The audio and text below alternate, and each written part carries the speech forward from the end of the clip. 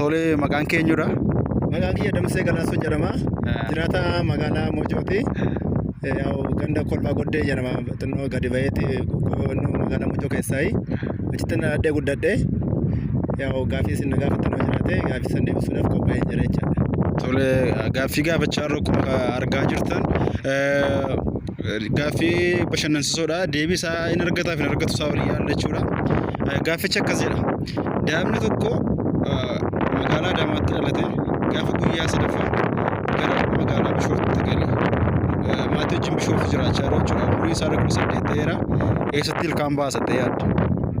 Daa'imti sun guyyaa sadii keessatti ilkaan waan hin baasneefu bakkuma ilkaan kan baasu biyyatti dhaqee wal jiraatu sabni Bishooftuu jetti ilkaan baasa jechaadha.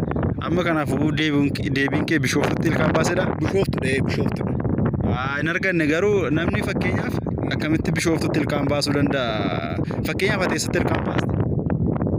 Silaa garaa haadhaa keessatti guyyaa dhalatee guyyaa sadii keessatti ilkaan waan hin baasneefu garaa haadhaa keessatti ilkaan hin baasee dhalatu guyyaa qaba guyyaan itti ilkaan baasanii guyyaa itti ga'e sanitti ilkaan baasa malee galattis dhalatee yoon jedhu ilkaan baasee to'i.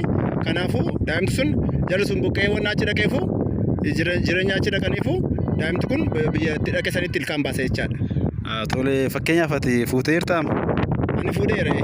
Daa'ima qabdaa? Nan qabee. Daa'imni kee ilkaan baase? Baaseera. Eessatti ilkaan baasire? Kan baase ilkaan